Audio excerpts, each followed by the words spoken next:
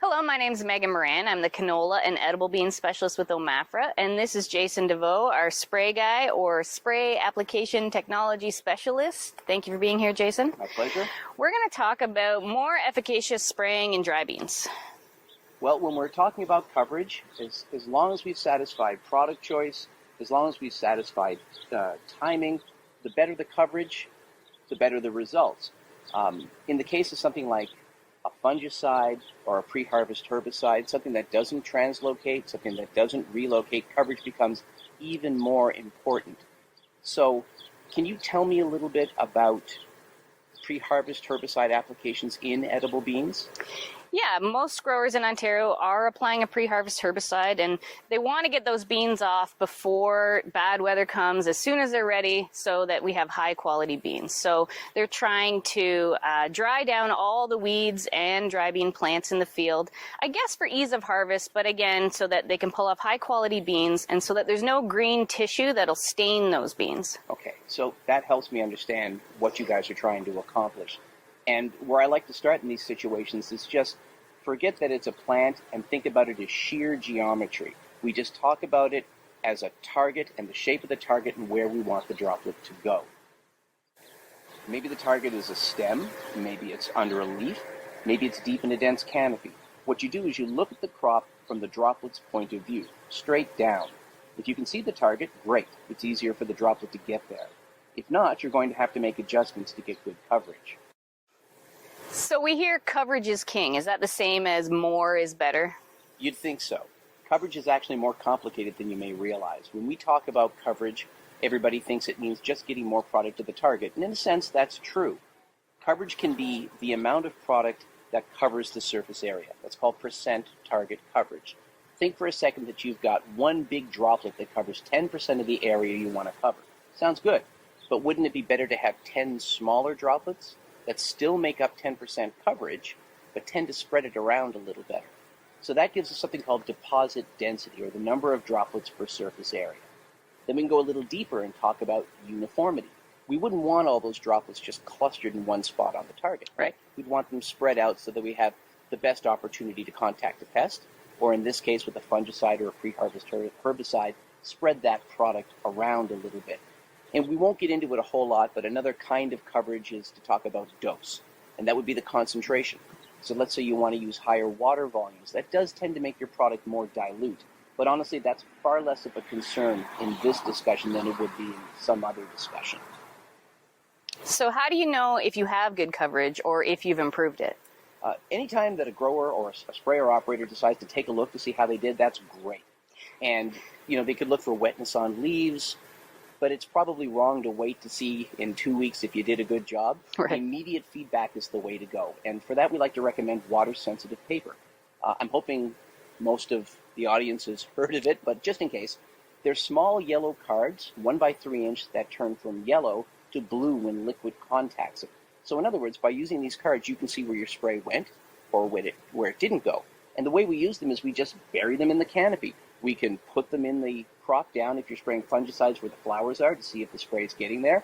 You can be creative and staple them to the bottom of leaves. You can even wrap them around dowels with an elastic and hammer them in.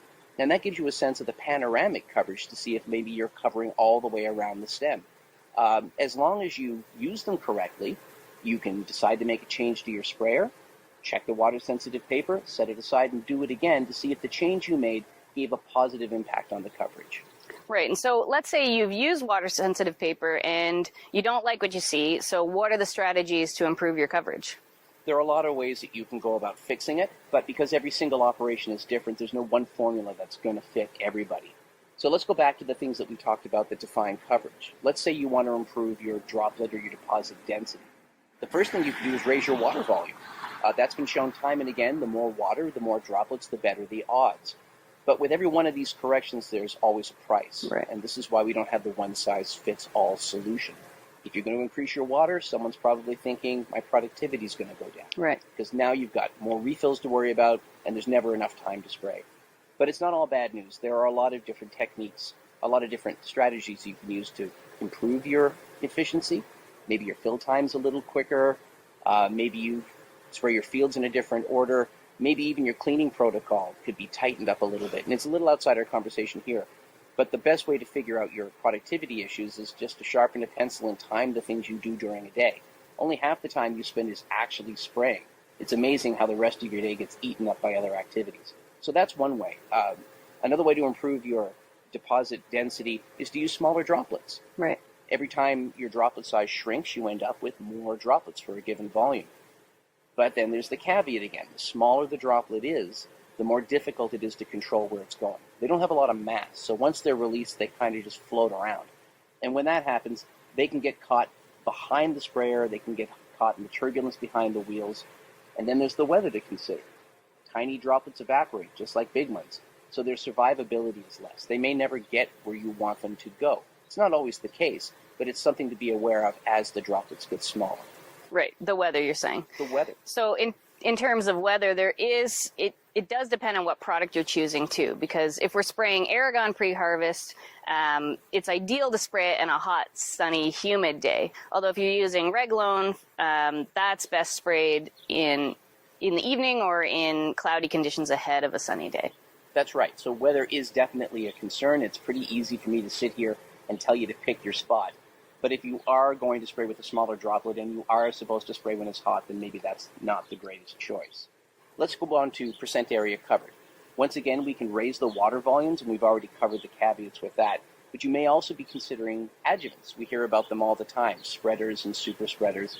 And on the face of it, it seems like a good idea just to add a little to the tank, and that'll help you get the droplet to spread over more surface area. But you can't add that to the tank, particularly when there are products that say don't. The label is the law in this case. If they say don't add adjuvants, you can't. If you hear from someone in a coffee shop or there's a salesperson that says just add a little and it does a great job, you're well within your rights to ask, where's the proof of that? Because adjuvants, while they have the potential to do a lot of good, also have the potential to do a lot of harm.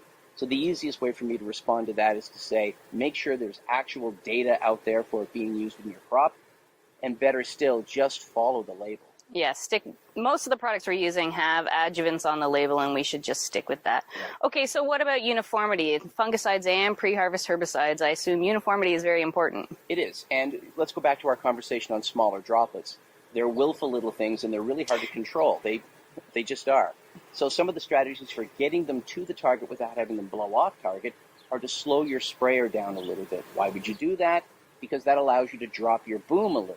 The closer your boom gets to the target within reason, the shorter the distance between your nozzle and the target. And that improves the survivability of your droplets. In other words, they're going to get there, right? Better still, you don't get a lot of weight behind the sprayer, you don't get a lot of turbulence behind the wheels, and that tends to suck the finer spray right out of the swath. So you improve uniformity by getting the boom close to the target and using the fine droplets in tandem with one another. And if you're thinking about productivity, it's the same answer with higher water volumes. There are other ways to claw that back. And I think that leads us pretty naturally into nozzle design. That's another way to improve uniformity. Yep. You did a Twitter survey recently. Yep. You asked your growers, what nozzles do you use? And you got every response imaginable. Yeah. Right?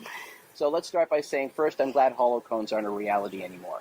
Yes, they make fine droplets, but the drift is unconscionable. It's impossible to keep it on target without shrouds or air, so I'm glad they're gone. Flat fans still remain one of the best choices we have for putting pre-harvest fungicides and for putting fungicides in place. But a lot of you may also be using twins, and those are the two fans that are opposed to one another. They could be symmetrical, they could be asymmetrical, they could alternate, and quite often a lot of guys will use them because they already have them. Maybe they sprayed weed or something else.